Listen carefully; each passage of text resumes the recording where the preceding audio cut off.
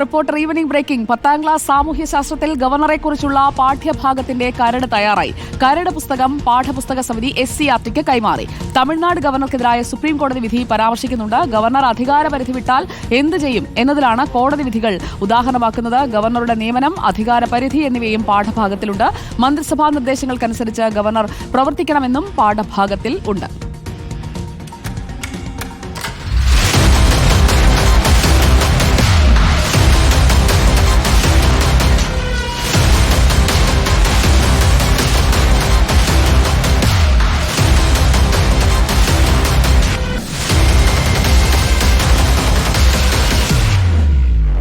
ഗോപാൽ ഷീല സനൽ നമുക്കൊപ്പം ചേരുകയാണ്. ഗോപാൽ ഷീല സനൽ, ഇന്ത്യൻ ജനാധിപത്യം ചാപ്റ്ററിലേക്ക് വന്നു കഴിഞ്ഞാൽ അവിടെ ഗവർണറെ കുറിച്ചും പഠിക്കണം. അപ്പോൾ ആ കരട് തയ്യാറായി കഴിഞ്ഞിരിക്കുകയാണ്. SCERTയുടെ അംഗീകാരം കൂടി മതി അല്ലേ?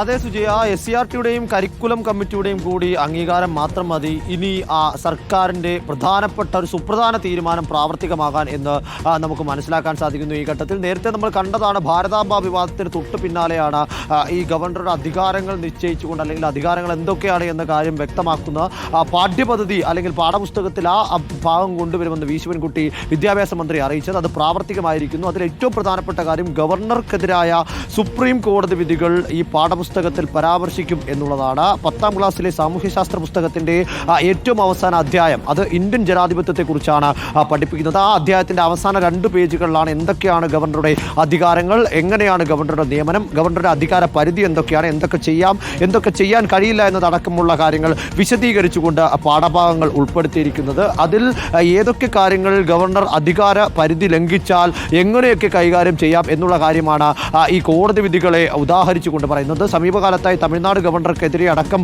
സുപ്രീം കോടതി വിധി ഉണ്ടായിരുന്നു. ആ വിധിയുടെ അടക്കം ഉള്ളടക്കവും അതുമായി ബന്ധപ്പെട്ട വാർത്തകളും അടക്കം ചേർത്തുകൊണ്ടാണ് ഇത്തരത്തിൽ ഈ പാഠഭാഗങ്ങൾ തയ്യാറാക്കിയിരിക്കുന്നത്. കൂടാതെ തന്നെ വിദ്യാർത്ഥികൾ കൃത്യമായി തന്നെ ഇന്ത്യൻ ജനാധിപത്യ ബോധത്തിൽ ഉറച്ച വിശ്വാസമുള്ളവരായിരിക്കണം എന്ന തരത്തിലേക്കുള്ള സന്ദേശം കൂടി നൽകിക്കൊണ്ടാണ് ഈ പാഠഭാഗം അവസാനിക്കുന്നത്. സുജയ, ഓക്കെ, ഗോപാൽ ഷീല സനലാണ് വിവരങ്ങൾ നൽകിയത്.